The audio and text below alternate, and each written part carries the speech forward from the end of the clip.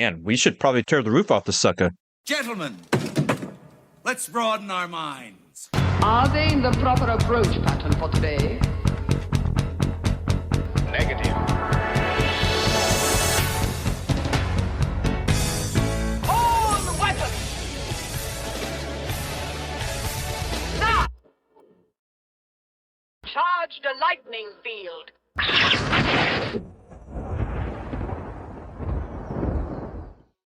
The generative AI is terrible. Speaking of And AI. speaking of not reaching its lauded potential when it comes to commentary or even just definitions of artificial intelligence, we're talking today, once again, about Tron.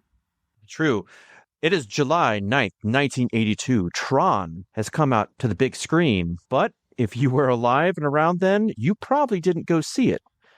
In its fifth week of release, E.T. the Extraterrestrial was still dominating the box office.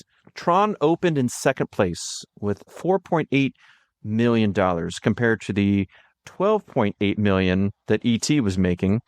That is just enough to beat out a few other films at the time, Rocky III at $4.5 million, Firefox at $3.6 million, and Poltergeist, who re-entered the top 5 in its sixth weekend at $3.2 million.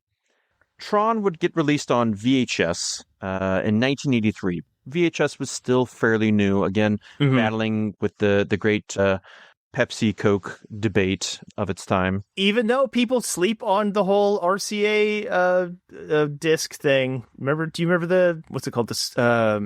They were basically just big floppy disks, or, Oh, yeah. Well, not necessarily floppy disks, more like the later. Well, we still called them floppy disks because they were later. The other disks, Right. the hard disks. Yeah. I never actually encountered one of those machines, but I have seen them.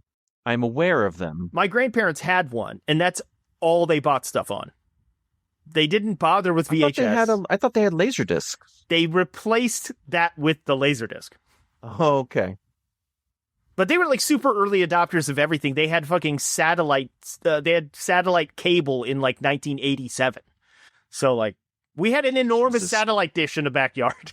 Yeah. You were like part of the SETI program at the time. Those Right. things were huge. I know. They had a CD player in like 1990 when they cost like $800. You know what I mean?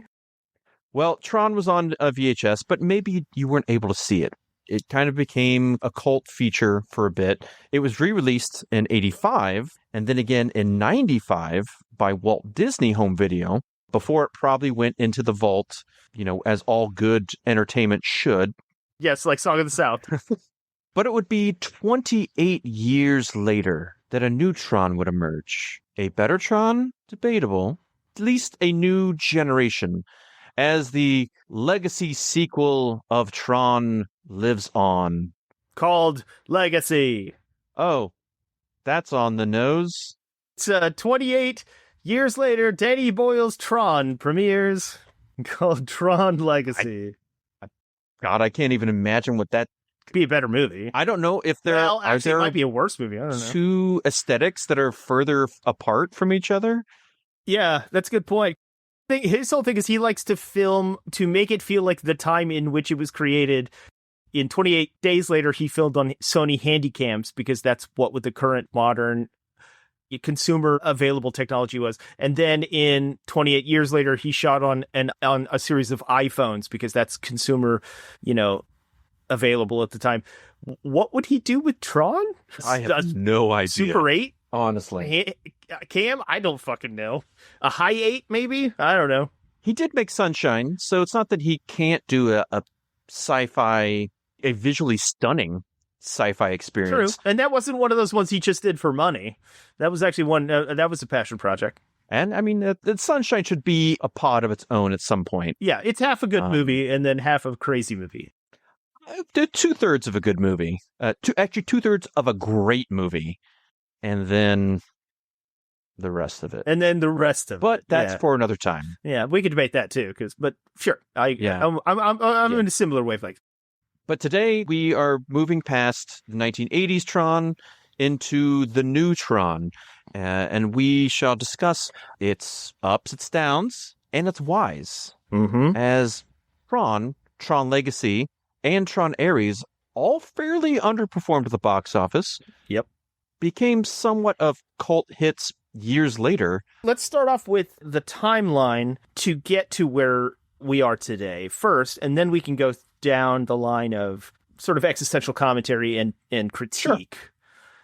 So Tron was one of those things that, like, you know, geeky kids like you and I were kind of like, oh yeah, I remember Tron, even though we probably didn't really remember it because nobody really watched it. It was hard to find. But we always had this idea of Tron, and we were like, cool, I want another Tron. It'd be cool if they revisited Tron. Or we did see Tron, and we were like, oh, I hope they come out with a more updated Tron that makes more sense, because now that people know kind of how computers work.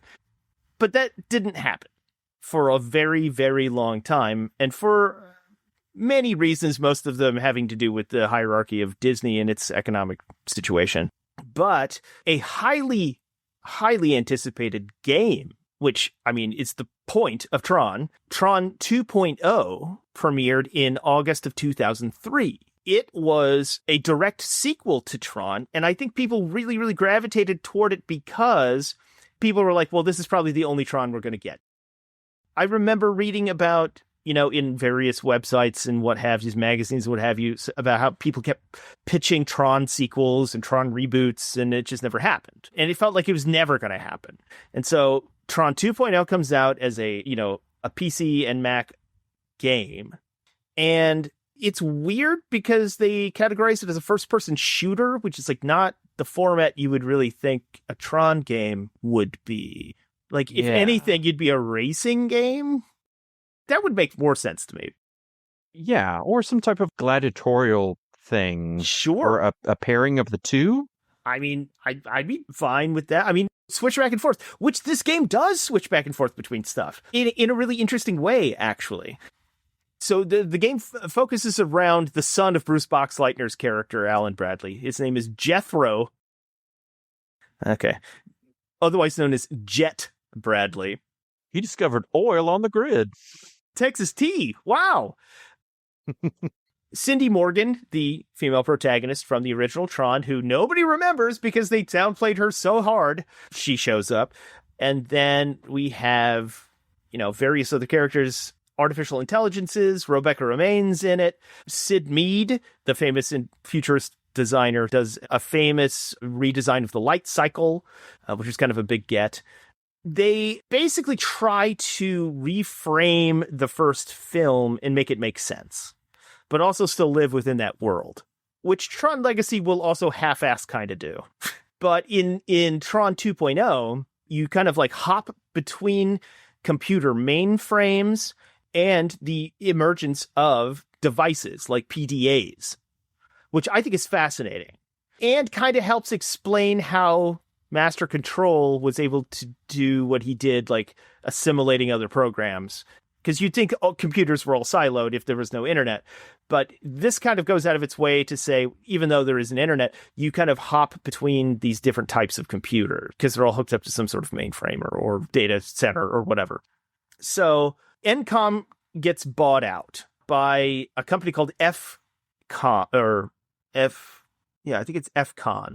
I don't know. Do we need to get super in depth on the Tron 2.0? Well, so the idea is that it gets bought out by another company.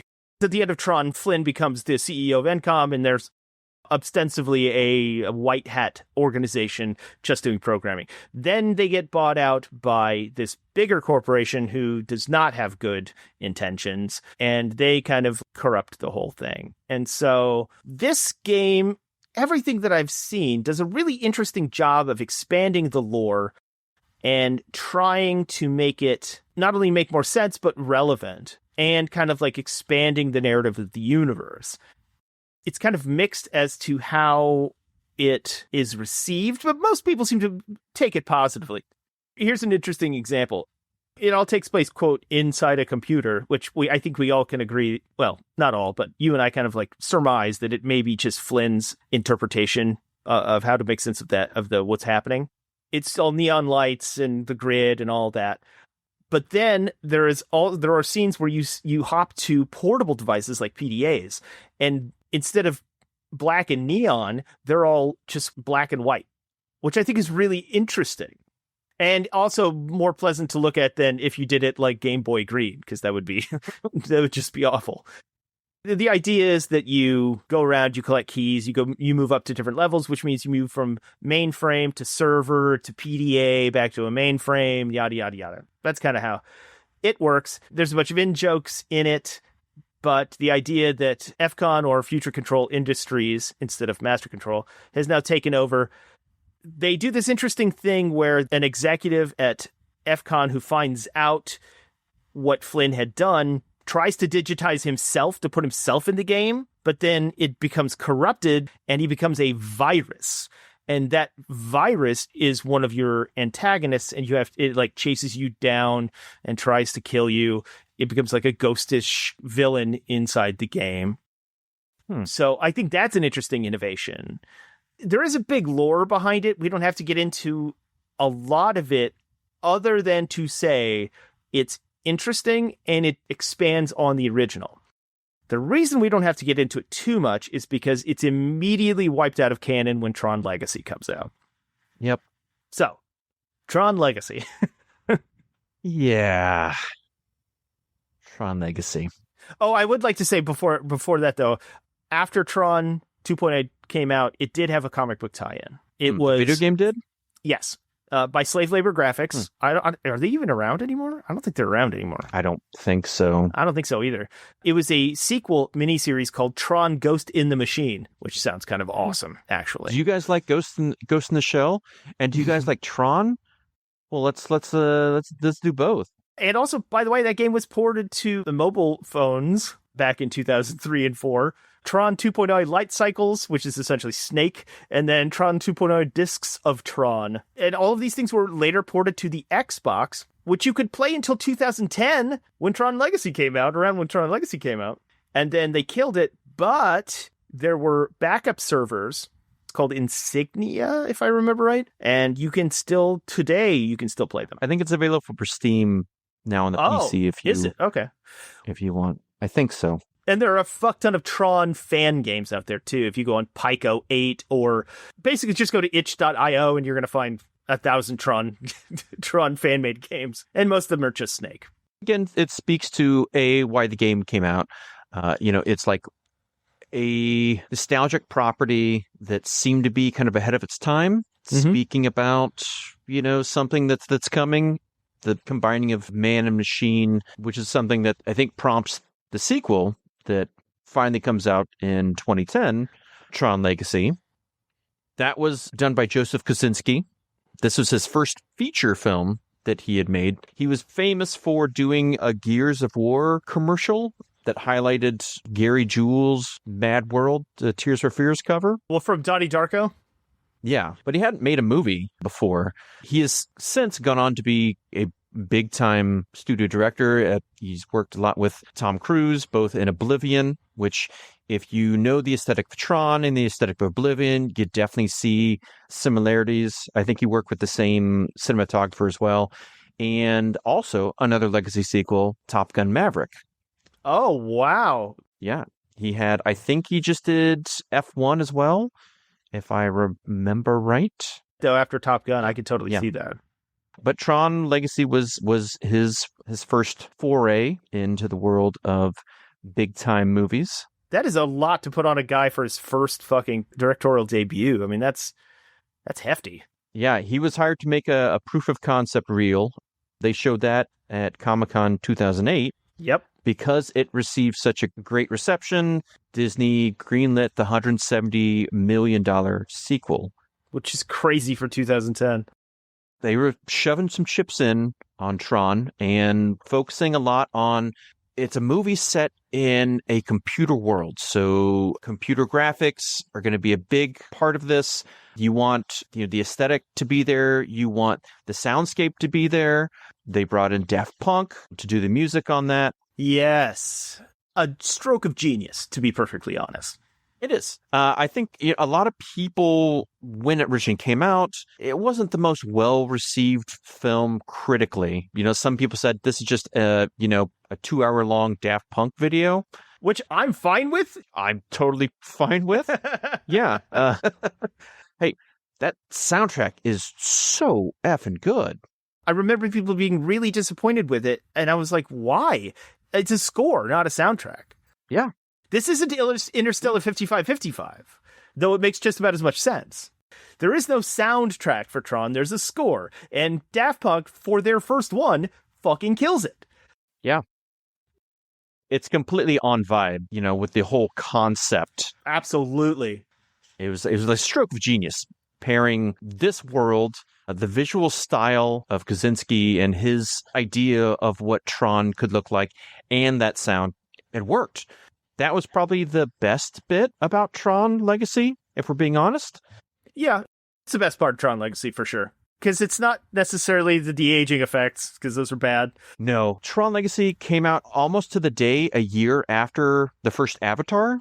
You watch Tron Legacy, and then you go watch Avatar, or you watch Lord of the Rings. That came out before Tron Legacy, and you're like, how is it so bad? If you remember, even X-Men 3 did de-aging with Ian McKellen and Patrick Stewart. And I remember that looking bad, and it does look bad, but it still kind of looks better than what they do here. So they also often do. I mean, de-aging, I think it's gotten better as time has gone on. The machinery and the software has gotten so much better. It always has that uncanny valley, though, that kind of pulls you out. So when you do it, you need to do it in the background. Mm-hmm. Utilize shadows, utilize distance. It's when you have the character full front and they're speaking and the mouth is not matching the words and it's not natural movement. Expression. Yeah, it just doesn't feel right. And so I think if I were to have made this, I would have gone more stylistically into maybe like a digitized version of people. And because I would have set Clue, which is the character. We'll talk about like the basic plot of Tron in a second, but I would have made it so that he was stylized, maybe a bit blockier, maybe a bit de-resed a little, so that you could see that is a young version of Jeff Bridges' character, but it wouldn't have had it's not supposed to be human, Right. It would have felt more computer, as opposed to what they did, where they tried to make him. Everything's computer, Jake. A good example of that was in Rogue One. I think the weakest points of Rogue One are the Grand Moff Tarkin and Princess Leia moments. Those are easy fixes, though. Instead of Tarkin being there in person talking to the character, have him on a computer monitor. That way it looks more like, it makes more sense. And then just don't show Leia's face. It works. You don't have to do that. You give it a buffer. Mm-hmm. Just like what Del Toro does masterfully, and to a certain extent Spielberg does absolutely masterfully, especially in Jurassic Park. You have to pick and choose when you use practical effects and when you use special effects. And sometimes makeup is better than CGI. And sometimes putting a filter over the CGI works better and makes more sense. I think, interestingly enough, now that you had brought that up, I think you should do most of the Clue stuff either in flashback, where it's all shot in black and white with a glow on it, like in the first one, which would make that effect seem more understandable. It would have helped. It would have helped. It would also have been kind of hard to structure the world that they're creating. Yeah, especially when Clue has to interact now, Well, the only way to do that is to be like, you shoot him from behind. You shoot him from behind, like over the shoulder, where you don't see his face and you see the person he's talking to. Or you put him in shadow, or you stick him in a corner somewhere far off, or, you know what I mean? Like, you don't have him up front necessarily. Or you do something where, like, they had a falling out and Jeff Bridges' character uses his disc to slice Clue's face. And so you see, like, like his jaw is gone or something, or it's like it's a different feature where it's still like a young version of the character, but it takes you out of like what it's supposed to be. Or he changed his face and then still had Jeff Bridges' voice, which would be fine because they did have a falling out. Sure, why not? When Flynn's son comes into the grid and meets Clue, he thinks that he's his father. So you wouldn't have that if it was a different face. That's a good point. So we should probably get into the plot of it then, I guess, if we're going to say that. Yeah. Basic plot, it is years later. Jeff Bridges' character, after the events of Tron, came out to the real world, started making a bunch of money, putting out video games. He wanted to expand the possibilities of what the world of Tron could be. And so he went back into the digital space and he created his own new world, the grid, where he was going to try to make a world that would be beneficial to humanity. And he created a clone of himself called Clue to help him in this adventure. But all the worst parts of himself were cloned into this new version. His arrogance, his drive to dominate and with things. And Clue overthrew the creator, Flynn, and Flynn was exiled because I guess the way you get in, at least from the Tron, was that this laser digitized you and brought you into the digital world.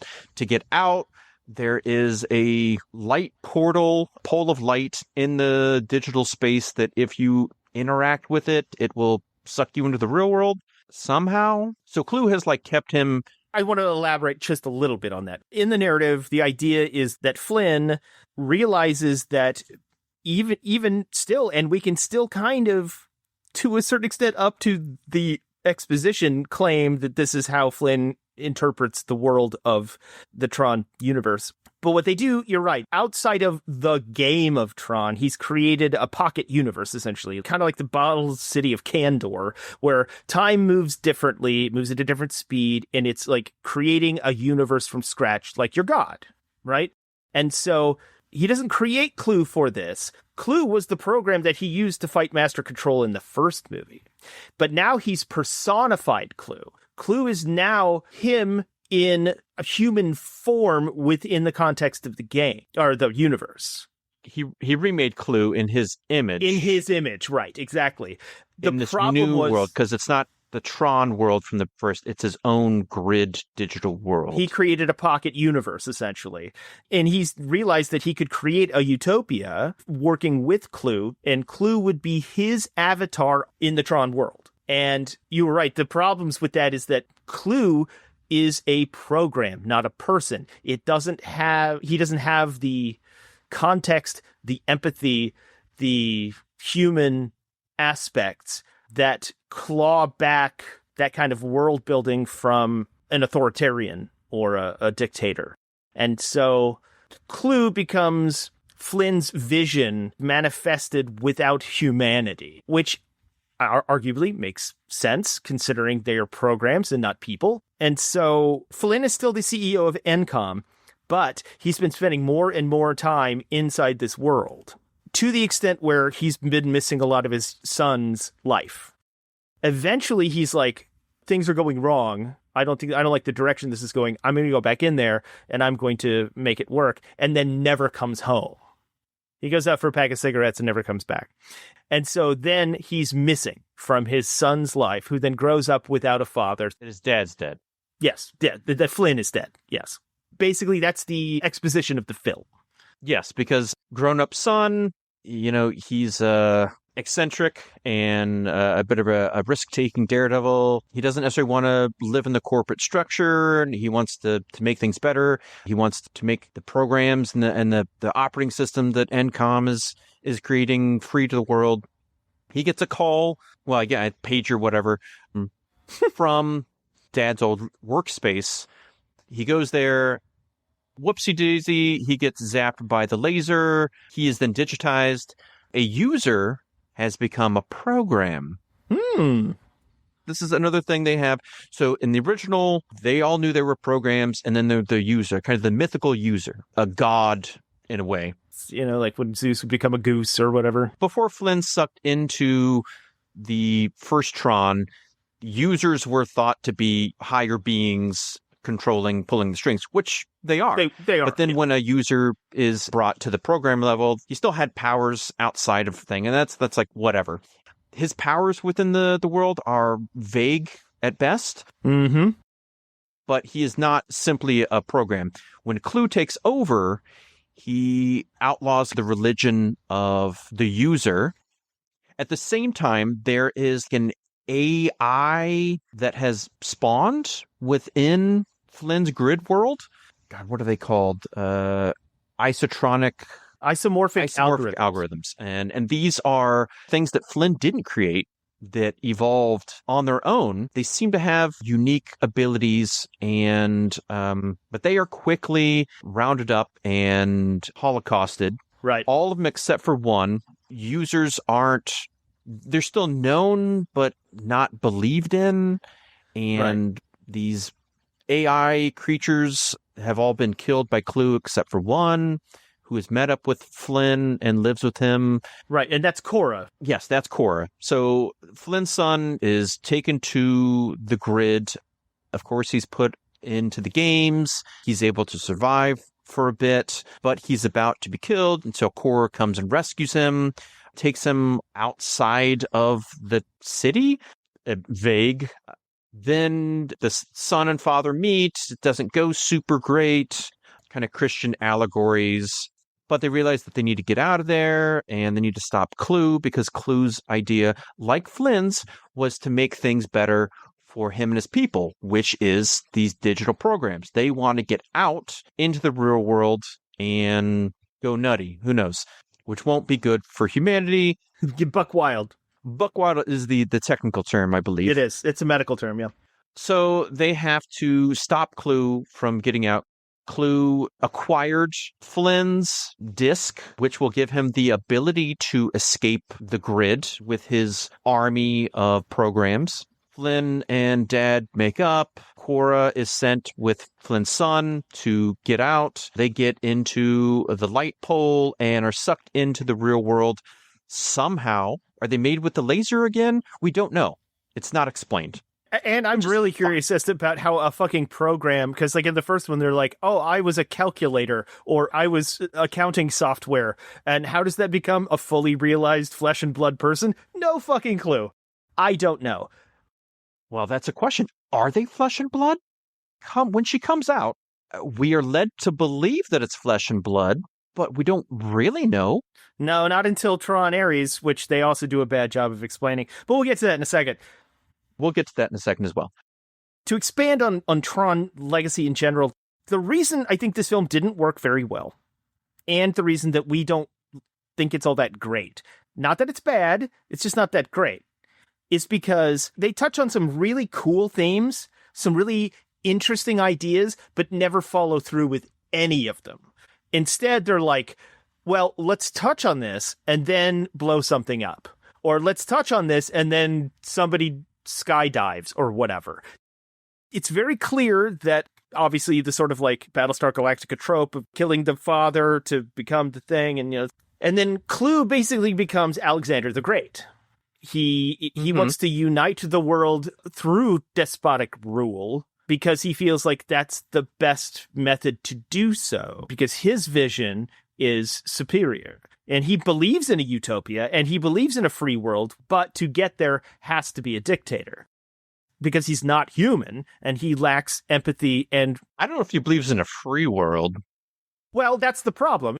When you go down that path, there is no point where freedom actually happens. You just keep holding on to that position, and you keep doing it until you die or get deposed. That's what Americans at least think of, like Fidel Castro, or Stalin, or, I guess Lenin, really. But the idea that the utopian ideal was great when you have to keep in power and your idea was freedom and democracy, those are antithetical.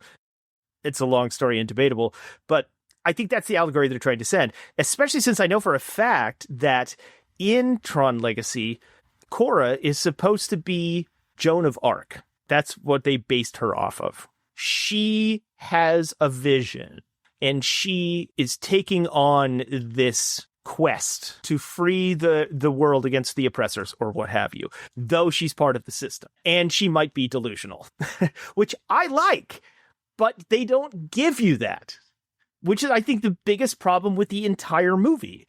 You could get into so many existential concepts Like, you could do a Battlestar Galactica thing. Yeah, there's a lot of philosophy that's underlying, but they gloss over it for the action set piece. Or they don't mention it, and then you only find out later in interviews they meant to do that. And you're like, well, that doesn't help me. What are you talking about? Yeah, the writer's headcanon doesn't matter unless it's on the screen. Right, exactly. It's interesting, too, that we had talked about how, like, you don't do the de-aging thing, how to do the de-aging thing well or not. So Clue's right-hand man, Rinsler, is this unseen, badass sort of almost automaton who, spoiler alert, for anybody who hasn't seen it, if you don't want to hear, just skip ahead. Why did you click on this? Because we were talking about well, you know what I mean. these films. Yeah. So Rinsler is Tron. Yes, he's like a brainwashed Tron. Right, which is great. The whole movie, you're watching it, and then at one point you're like, hey, wait, where's Tron? And then they're like, oh, shit, that's Tron. I didn't see it coming at first, but now it's pretty obvious. But yeah, he didn't necessarily need that because he talked about that he'd made his own new world on the grid. So it didn't have to be Tron, right? Yeah. Right. But it is a nice addition. You would think he would have included Tron. So it does make sense, I guess. He goes from Storm Shadow to Snake Eyes, and you never have to see his face. Yeah. Yeah, he does that when he falls into the water. Yes. But again, what is water in this digital? I mean, there's with Tron and Tron Legacy, you just kind of wave a lot of those questions away because you're going to work yourself into a tizzy trying to figure out how this all works. Doesn't matter. Just dig on the vibes, dig on the look, because it looks really cool. The costuming, the sets, the design, not all of the CGI, but a lot of the CGI, like on their light cycles or their floating ships and stuff like that. It looks really good, but don't get too hung up on how this works or what Flynn's powers are or where Cora comes from, or a lot of these things, they don't fully make sense. You just get along for the ride, and sometimes, I mean, you're here for a big budget sci-fi spectacle, and that's what you get. I know this came out in 3D, and a lot of people have said this is, along with Avatar, this is one of the few films that actually worked in 3D. I didn't see it in 3D, so I don't know. It was really cool in 3D, actually. The thing is, and we're going to probably touch on this a little bit later too in our summation, but I realized watching Tron Uprising earlier and thinking about our first episode, I was like, okay, so this is not sci-fi. This is fantasy. Mm-hmm. That's why you don't have explanations for these things. I think people want there to be explanations for these things, and that's why we keep struggling with it. You don't need midichlorians. All right. No, exactly. Just let it be. Even more than Star Wars, which just the only thing about Star Wars that people think is sci-fi is because it's set in space. Yeah, it's got spaceships and laser blasters. This is about computers and lasers and video games. Should be sci-fi. It's not. If you understand that this is not science fiction, that it is fantasy, things start making more sense. Or at least are swallowable. Yeah. Why is the world structured this way? Especially if they're just EXE programs that are being executed. Like, how does this even fucking work? So, that having been said, I still feel like there were so many themes that they threw down here.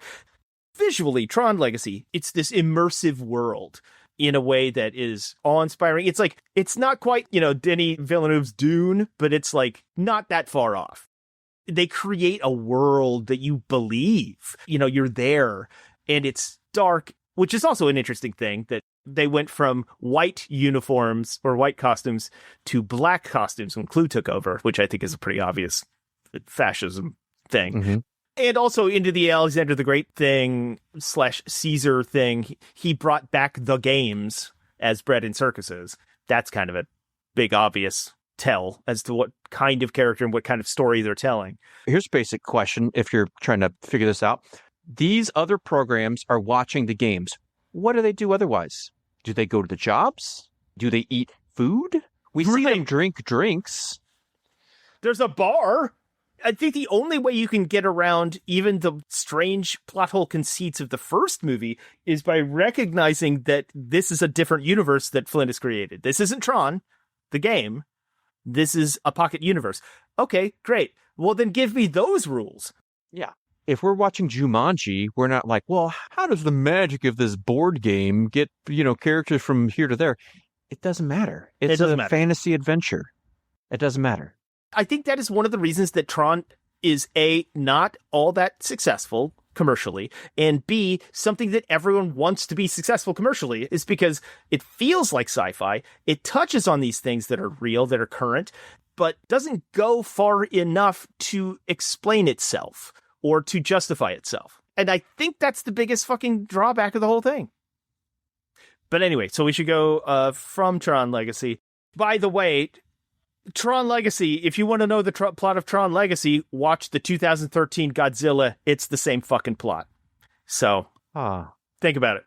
Think about it. Think about it. Father fucks up, disappears, son goes to look for him, son gets caught up in the whole shabazz, and then has to help solve the day. That's the plot of Godzilla. That's the plot of Tron Legacy.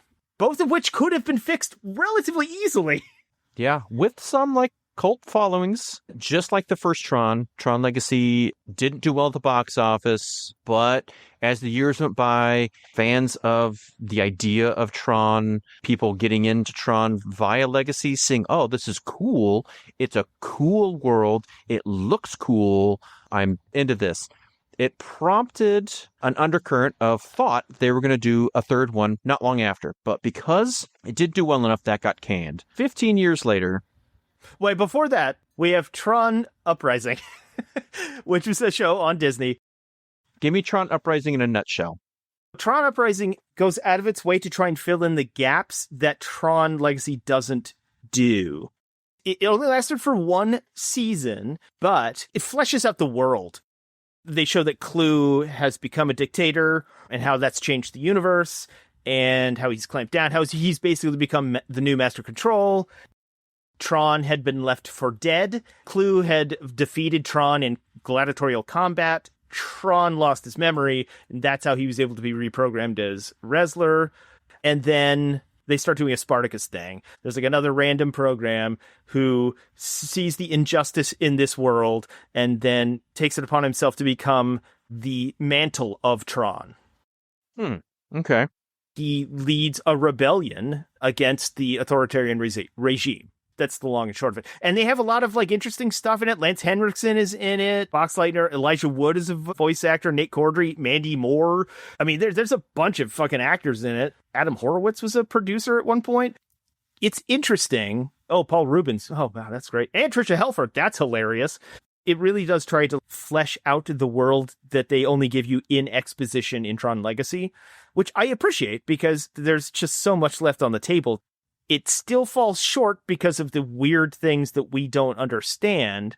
I mean, they go into stuff like there's an isometric algorithm war that's a rebellion against Clue, and that's one of the reasons it became even more militaristic. That kind of thing. I did not dislike it, and as a companion piece to Tron Legacy, makes Tron Legacy better. But then... Yes. Then 15 years after Tron Legacy, they make Tron Ares, which just came out a few weeks ago. It just came out, which is why we're doing this. We're all Tronified. We both just recently saw Tron Ares, and we thought we'd do a whole Tron spiel because we saw Tron Ares is coming out. We saw Tron Ares do poorly. We both eventually saw it ourselves. The idea of this episode, the genesis, was why do they keep making these Tron movies? If they do poorly all the time. They do so poorly. They have these huge gaps of time where anybody who was into Tron, by the time the next one comes out, I can't imagine they're clamoring for another one. None of these are really good movies. Now they're cool. They might be interesting. They have interesting ideas and visual style that is enticing, but none of them are good movies, which would prompt more films. So why do they keep making these? And I think we'll answer that question at the end of this. But let's get sink our teeth a little bit into Tron Ares. We won't go super deep. The movie doesn't go super deep, so it doesn't matter. Yeah, It doesn't matter. it's we're going to go about as deep as the film goes. So Tron Legacy set up what happened with Flynn and the world and the companies, etc., and brings a program which was like an AI spawned program of its own accord, kind of like a miracle Joan of Arc, unique singular creature into the real world. Mm-hmm. With Tron Ares, they get rid of all of that. Maybe it happened.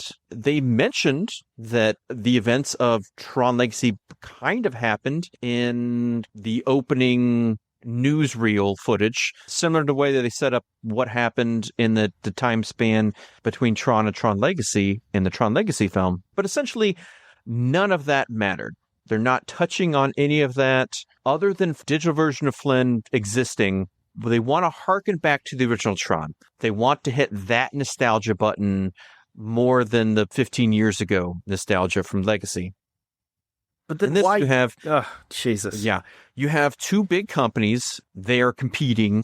A lot of it's this corporate back and forth, as if any of us really give a shit about these two multi-billion-dollar corporations battling it out. It reminded me of Phantom Menace. I don't give a shit about trade agreements,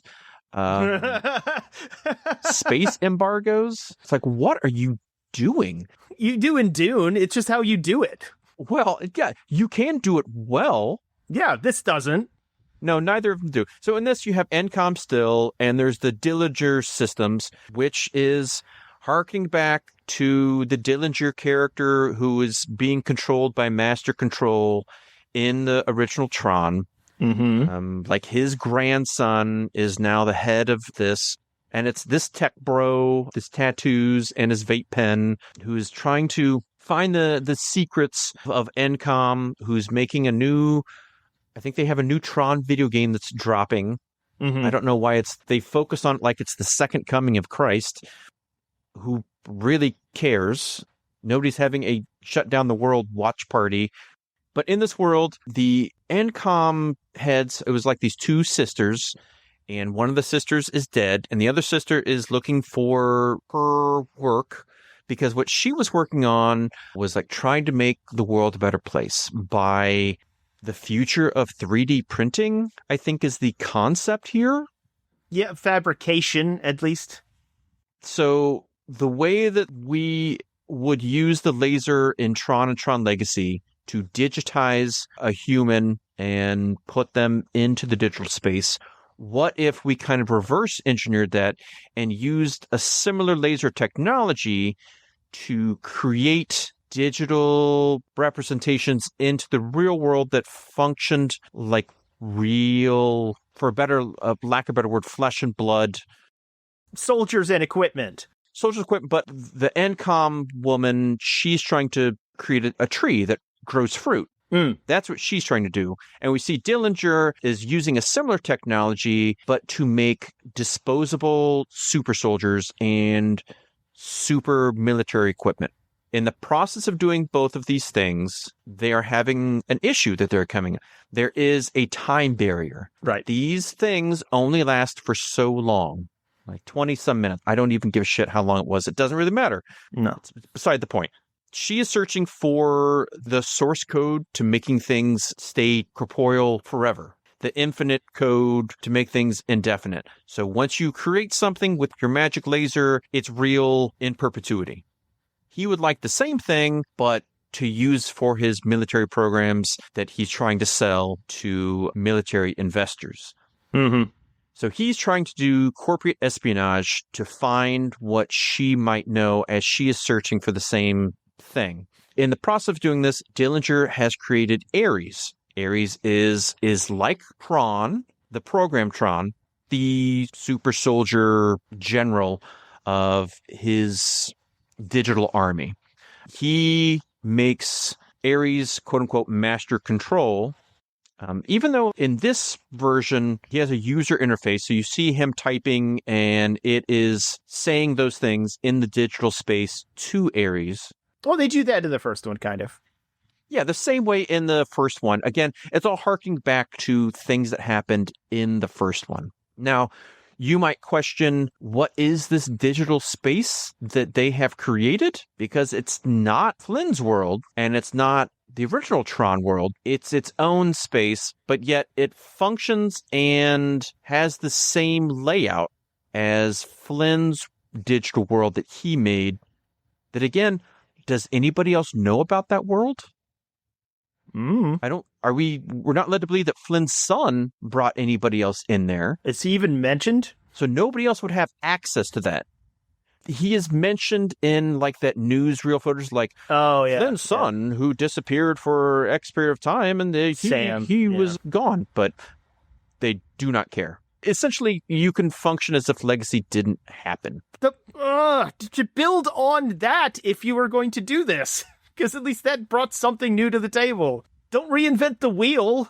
As Jesse Wigatow, who is the writer for Ares, when he was questioned about that, he said, obviously Jeff Bridges' character Flynn is essential, but some of the rest of it didn't necessarily carry as much weight.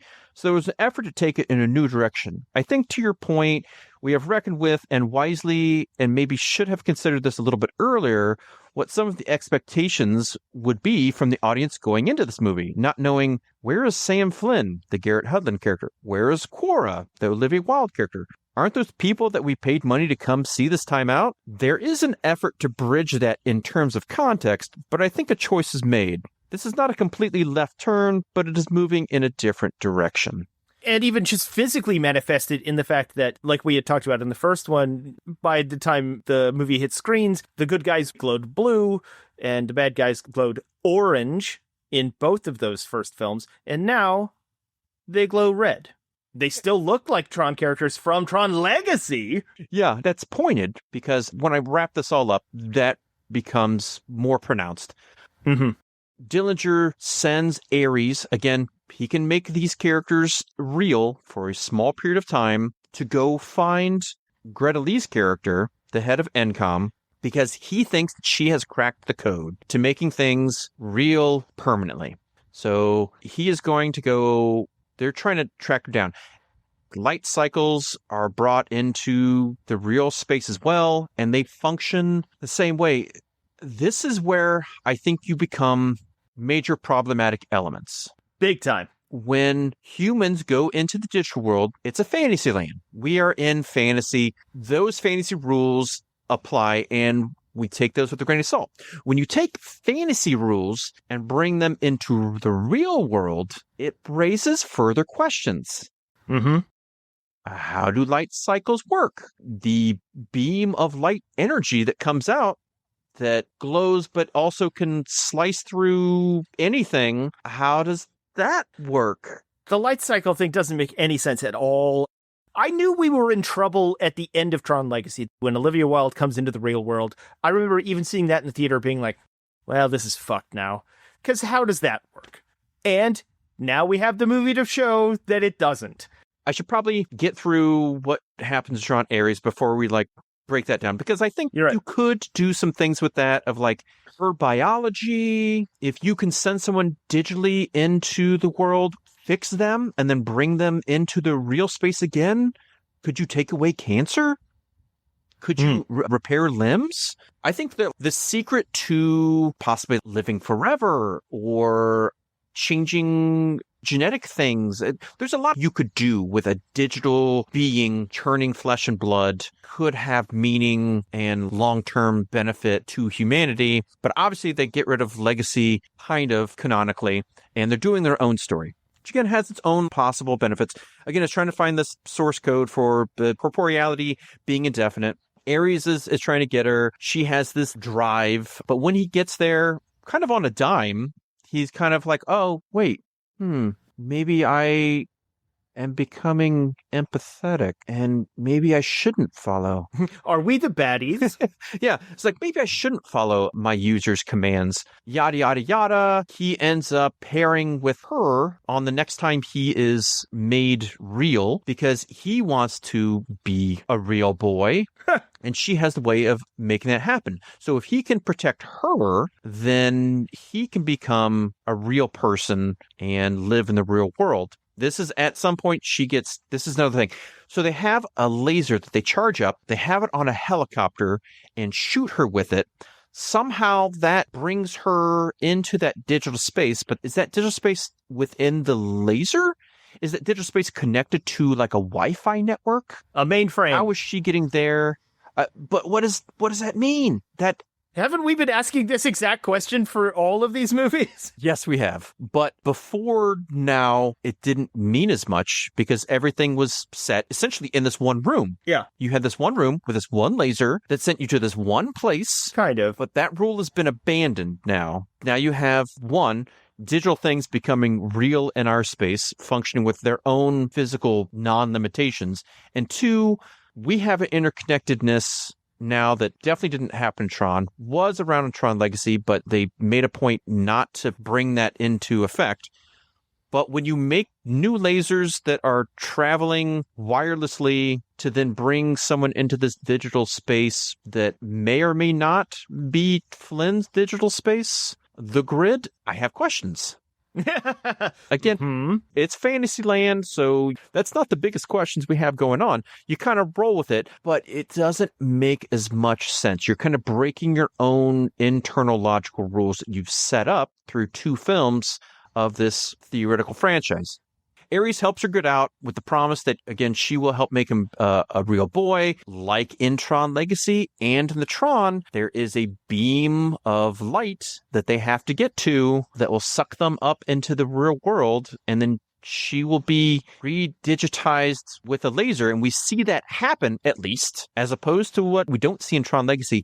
We do see that their laser comes online unprompted, and it creates Ares and the Greta Lee character into the real space. I have questions about how this particle laser makes her perfectly as she was, how it can do all that.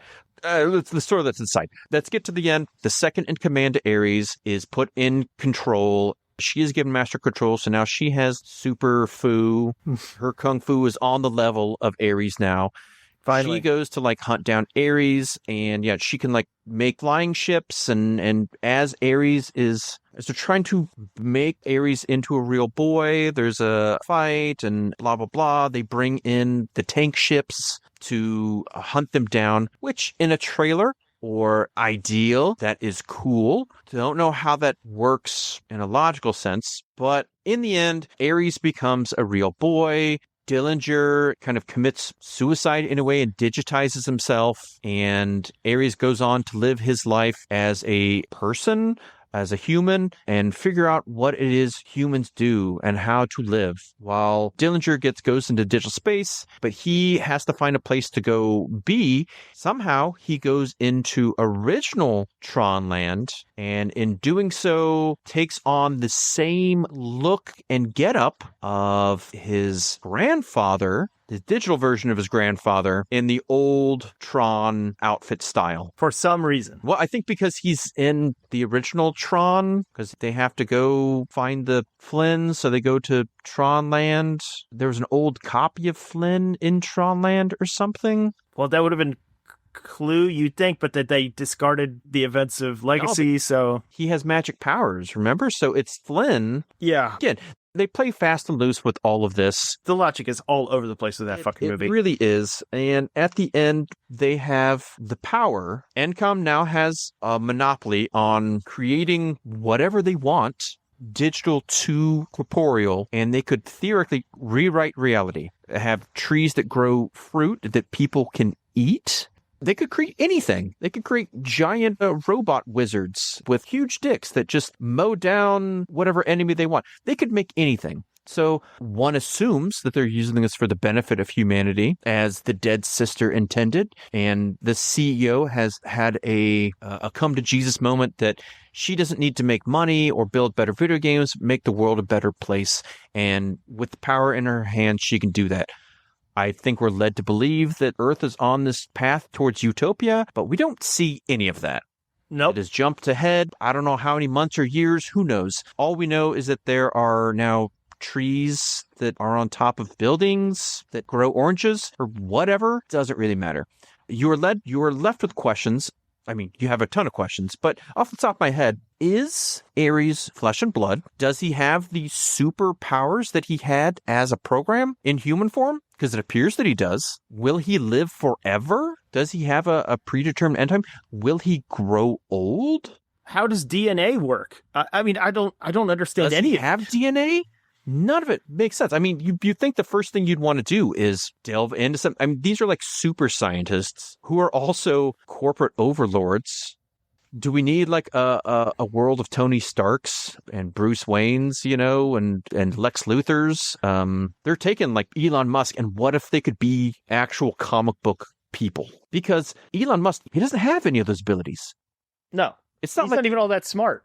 he's not that smart. He just thinks he is. He bought up these companies, and he has actual smart people building rockets or programs for Bitcoin algorithms or whatever, right? He is not the one who's doing the hard science, turning lasers that make anything real, okay? That's right. That's not how that works. But this is a simple point-and-shoot method of making a fantasy adventure where the roles are flipped. Jumanji Land comes to the real world and exists in the real world in perpetuity.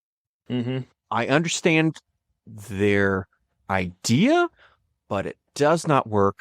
It only raises more questions. And when you're trying to tamp down these questions or like wrestle with these as a banal plot with characters that don't really matter and have muddy motivations in this generic action sequence, which doesn't, the problem is like, again, Tron looks a certain way because it's in Tron Land. When you take Tron Land out, you are neutering what is bringing people to, one, the fantasy of being in the digital space, but two, you're taking the look, the vibe of that digital space, and you're taking that away.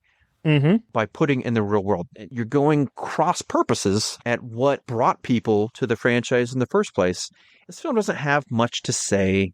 It doesn't have interesting characters or an adventuresome voyage. It's just kind of there. Plus, you have the whole Jared Leto-ness of it all. Don't forget Hassan Minaj, who is also canceled. On top of putting Gillian Anderson in this movie to break my heart even further. Yeah. So we can see like some of the many reasons why this film did not do well at the box office. Critically did quite poorly. And again, puts the idea of a further Tron franchise legacy on the rocks. But I guess they said they said the same thing 28 years ago and then 15 years ago, and yeah, they just keep doing it. They keep doing it. One of the only bright spots about this, Daft Punk unfortunately did break up, so they weren't going to do the music. The score is done by Nine Inch Nails, not Trent Reznor. Nine Inch Nails. It's the first score that they are credited with doing as Nine Inch Nails since the 1996 video game Quake. Oh, wow. And on top of that, Trent Reznor and Atticus Ross were credited as producers. Hey. The score, not that bad. I don't think it's as good as the Daft Punk one, but it's not. It's a solid follow-up effort to what is, I think, in modern times, an iconic score in that Tron Legacy. And at some point, we'll have to talk about the original. I mean, it can't be in this podcast. We just don't have time. But no. The original composer. Yeah. That's a whole... she's great. She's amazing. Yeah. So we come to our original thesis. Our end of line here. Yeah. Why do these Tron films keep getting made? Especially if none of them are all that good. You and I had talked sort of off mic before about how nostalgia is a big part of it. And we reevaluate those movies as we go along, either through the lens of nostalgia or we rewatch them and actually find something better in them that we didn't appreciate before out of context, or in your case, less good out of context. I still have basically the same problems with Tron Legacy than I did before. And Tron Ares just accentuates those exact problems. I think we're both on the same page about that. And I think the entire crux of it is potential. The idea of Tron has potential to be something really cool and to say something real. And they keep trying to do so and never do it. They give you splashy special effects, and they give you explosions, and they give you big actors, and they give you good soundtracks, but they never actually do the thing that Tron is trying to do. Or we wish Tron was trying to do. And so we keep hoping there's going to be a good one.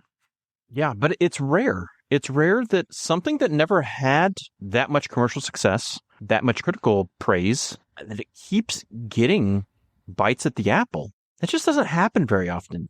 No, not very often.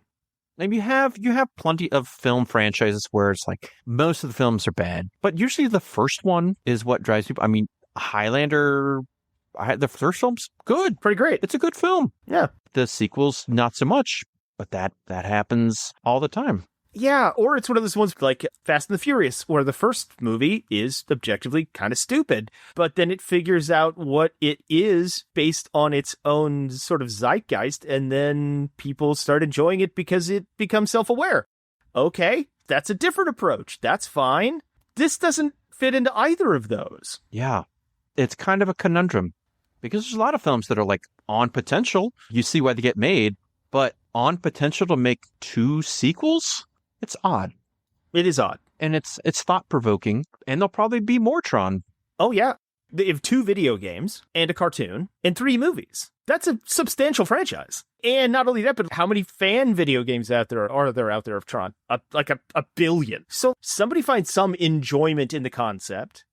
I know a lot of people are going to come at us for thinking like that we're Tron haters. No, that's kind of our point. We want a good Tron movie. Yeah, we like Tron. Yeah. I enjoy them. I enjoyed the original Tron. I even enjoyed the Legacy when I rewatched it, for this pod. I didn't like it as much as I did then, which I think speaks, at least to me, why they made Ares and why they'll probably make more of these. Yeah. In my vision of Tron, the memory is good. Mm-hmm. But sometimes you need to leave those memories where they are. It's why I don't go rewatch G.I. Joe or He-Man, because those are bad cartoons. Oh, they're terrible cartoons. And I know they are. But as a child, I enjoyed them, and I can leave them where they are. And I know they don't need to be touched on again, because they won't hold up. I didn't think Tron Legacy or Tron held up as much as I remember them at the time. But it's all vibes, coolness factor, that I like the idea of Tron. Mm-hmm. That keeps bringing me back. My memory of the idea of those films is much better than the actual films that we get. And so absolutely, I think there's a good chance in 7, 12, 28 years, there'll be another Tron film, because our lives have become more in touch with the digital realm. We're more involved in computers than we ever have been before. Questions of artificial intelligence, theological questions, moral questions about computers and artificial intelligence. When this all keeps pushing, the zeitgeist says make more films like Tron, but those things aren't good, at least haven't been yet. And I wouldn't bank on another Tron sequel hitting that mark. Right. I think one thing we can blame, I think sort of hilariously, is Ronald Moore's reboot of Battlestar Galactica. Came out in 2003. It took a kind of a hokey, cheesy franchise from the 70s and realized its potential. And I think we're all looking for that out of Tron. We want to see the Battlestar Galactica reboot of Tron, where somebody finally takes it seriously and like gets it and makes it make sense. And I have to say, Battlestar is kind of a unicorn. That was almost an impossible job that nobody else has seemed to be able to do with any reboot of any other old cheesy franchises of any kind, including like Kolchak and whatever they try and do. And so I think a lot of executives and a lot of people got hope after Battlestar worked so fucking well that they could do that with Tron. But then it fought itself because it wanted to be a direct sequel and not a reimagining, but then kind of a reimagining, but not really. And then they did the same process over again. And I think it's been a problem of hope. But when you have hope like that, you do get your Battlestar Galacticas. Maybe it's once in a generation, but sometimes you do. And I think we're just all waiting for that Battlestar moment for Tron. A movie comes out once every generation, so maybe next generation. That's true. Tron, maybe the next generation will be the next generation. Yeah, well, why not? Yeah, let's try something else. There's so many things you could say about the commentary about the digital world and the spaces we live in, and they never do it. They maybe hint at it sometimes. Just do the thing. Hey, you know what? Maybe it would be better as a series. I think if you wanted to get into some deeper thoughts, that is the way to do that. I think you'd have to. in a big sci-fi fantasy action pick, which is not necessarily what the first one was, but had parts. 2 definitely was, and 3 definitely was. That's what's ideally bringing people to theaters. Mm-hmm. You don't have time and space to properly flesh those out. I mean, maybe you could, but we haven't seen that thus far. And so Nope. I'm kind of like prove it to me, then I'll believe you. Well, we're both from the show me state, so Yeah. it's true. Well, unfortunately, they're not going to show us anytime soon, so... Nope. Tron has come to the end for now. Perhaps if we're still potting in 20 years, maybe we'll do the next Tron sequel. But Subscribe until to that time, to our holopod in 20 years from now. On the grid. But until that time, gentle user, if you wouldn't mind liking, sharing, subscribing on our grid, ideally, maybe giving... 5 light cycles. Again, light cycle is the coolest part of Tron. The discs are pretty cool in the sequel. I think the discs are pretty awesome. They're way cooler than they are in the first one. Reimagined discs. Yeah. Yeah. Because and then they reimagined even again. I did not like. No. If it meant something, Then yeah. that's what I wanted. If you have a disc and then you give a triangular disc, does it give you superpowers? Do you function in a different way? What is the purpose? Well, how does that fly better or cut through stuff better? Or, I mean, it doesn't make any sense. It's like Kylo Ren's fucking stupid lightsaber with the lightsaber hilt parts. And it's like, why? How does that help your lightsaber? How does that not hurt you more? Yeah, is it just going to cut your hand off, which is like a big thing in Star Wars? What the fuck are you talking about? Everybody's losing hands. As Boddicker would say, give the man a hand. Just as one last punctuation to this is a review from the Wall Street Journal by Kyle Smith about Tron Ares. Quote, Tron Ares is essentially a laser light show redo of the first 2 Terminator movies with Eve as Sarah Connor, minus the suspense, the scares, and the witty dialogue.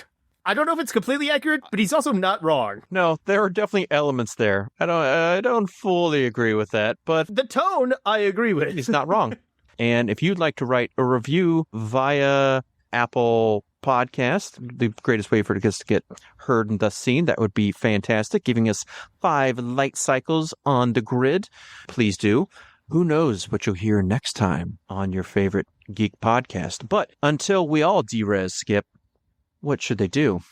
Well, they should probably make sure that they have their ID discs, their identity disc on them at all times. You will be checked. Make sure that you have partaken of the data stream to restore your energy. Make sure that you have, as a user, supported your local comic shops and retailers. That having been said, Jake and I would like to say, Godspeed, fair wizards. End of line. Please, go away.